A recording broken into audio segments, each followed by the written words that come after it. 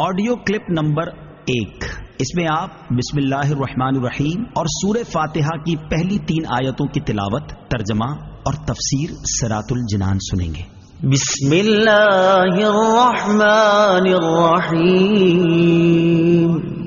ترجمہ: اللہ کے نام سے شروع جو نہایت مہربان رحمت والا ہے۔ بسم اللہ، اللہ کے نام سے شروع۔ تفسیر صراط الجنان میں اس کی تفسیر کچھ اس طرح ہے۔ علامہ احمد ساوی رحمۃ اللہ تعالی علیہ فرماتے ہیں، قرآن مجید کی ابتدا بسم اللہ سے اس لیے کی گئی تاکہ اللہ تعالیٰ کے بندے اس کی پیروی کرتے ہوئے ہر اچھے کام کی ابتدا بسم اللہ سے کریں، اور حدیث پاک میں بھی اچھے اور اہم کام کی ابتدا بسم اللہ سے کرنے کی ترغیب دی گئی ہے۔ چنانچہ حضرت ابو ہریرہ رضی اللہ تعالی عنہ سے روایت ہے، حضور پر نور صلی اللہ تعالی علیہ وسلم نے ارشاد فرمایا، جس اہم کام کی ابتدا بسم اللہ الرحمن الرحیم سے نہ کی گئی تو وہ ادھورا رہ جاتا ہے۔ لہذا تمام مسلمانوں کو چاہیے کہ وہ ہر نیک اور جائز کام کی ابتدا بسم اللہ الرحمن الرحیم سے کریں، اس کی بہت برکت ہے۔ الرحمن الرحیم، جو بہت مہربان رحمت والا ہے۔ امام فخر الدین رازی رحمت اللہ تعالی علیہ فرماتے ہیں، اللہ تعالیٰ نے اپنی ذات کو رحمان اور رحیم فرمایا تو یہ اس کی شان سے بعید ہے کہ وہ رحم نہ فرمائے۔ مروی ہے کہ ایک سائل نے بلند دروازے کے پاس کھڑے ہو کر کچھ مانگا تو اسے تھوڑا سا دے دیا گیا۔ دوسرے دن وہ ایک کلاہڑا لے کر آیا اور دروازے کو توڑنا شروع کر دیا۔ اس سے کہا گیا کہ تو ایسا کیوں کر رہا ہے؟ اس نے جواب دیا، تو دروازے کو اپنی عطا کے لائق کر یا اپنی عطا کو دروازے کے لائق بنا۔ اے ہمارے اللہ عز و جل، رحمت کے سمندروں کو تیری رحمت سے وہ نسبت ہے جو ایک چھوٹے سے ذرے کو تیرے عرش سے نسبت ہے، اور تو نے اپنی کتاب کی ابتدا میں اپنے بندوں پر اپنی رحمت کی صفت بیان کی، اس لیے ہمیں بھی اپنی رحمت اور فضل سے محروم نہ رکھنا۔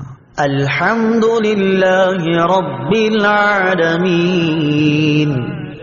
ترجمہ: سب تعریفیں اللہ کے لیے ہیں جو تمام جہان والوں کا پالنے والا ہے۔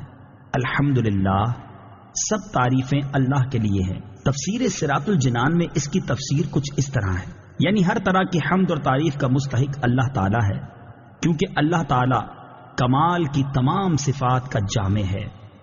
حمد اور شکر کی تعریف۔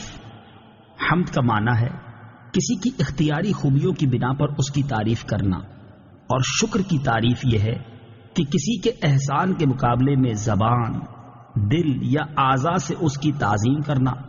اور ہم چونکہ اللہ عز و جل کی حمد عام طور پر اس کے احسانات کے پیش نظر کرتے ہیں، اس لیے ہماری یہ حمد شکر بھی ہوتی ہے۔ مسلم شریف کی حدیث ہے، حضرت انس بن مالک رضی اللہ تعالی عنہ سے روایت ہے، نبی اکرم صلی اللہ تعالی علیہ وسلم نے ارشاد فرمایا، اللہ تعالیٰ بندے کی اس بات سے خوش ہوتا ہے کہ وہ کچھ کھائے تو اللہ تعالیٰ کی حمد کرے، اور کچھ پیے تو اللہ تعالیٰ کی حمد کرے۔ الرحمن الرحیم۔ ترجمہ: بہت مہربان رحمت والا۔ الرحمن، بہت مہربان۔ تفسیر صراط الجنان میں اس کی تفسیر کچھ اس طرح ہے، رحمان اور رحیم اللہ تعالیٰ کے 2 صفاتی نام ہیں۔ رحمان کا معنی ہے نعمتیں عطا کرنے والی وہ ذات جو بہت زیادہ رحمت فرمائے، اور رحیم کا معنی ہے بہت رحمت فرمانے والا۔ یاد رہے کہ حقیقی طور پر نعمت عطا فرمانے والی ذات اللہ تعالیٰ کی ہے، کہ وہی تنہا ذات ہے جو اپنی رحمت کا بدلہ طلب نہیں فرماتی۔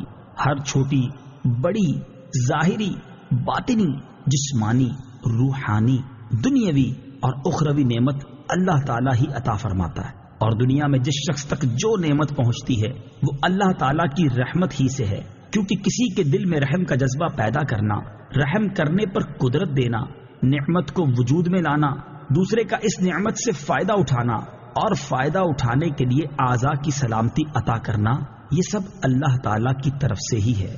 مالک یوم الدین۔ ترجمہ: جزا کے دن کا مالک۔ مالک یوم الدین، جزا کے دن کا مالک۔ تفسیر صراط الجنان میں اس کی تفسیر کچھ اس طرح ہے، جزا کے دن سے مراد قیامت کا دن ہے کہ اس دن نیک اعمال کرنے والے مسلمانوں کو ثواب ملے گا، اور گناہگاروں اور کافروں کو سزا ملے گی، جبکہ مالک اسے کہتے ہیں جو اپنی ملکیت میں موجود چیزوں میں جیسے چاہے تصرف کرے۔ اللہ تعالیٰ اگرچہ دنیا اور آخرت دونوں کا مالک ہے، لیکن یہاں قیامت کے دن کو بطور خاص اس لیے ذکر کیا تاکہ اس دن کی اہمیت دل میں بیٹھے۔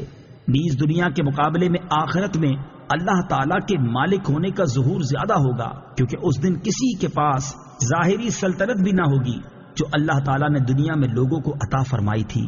اس لیے یہاں خاص طور پر قیامت کے دن کی ملکیت کا ذکر کیا گیا۔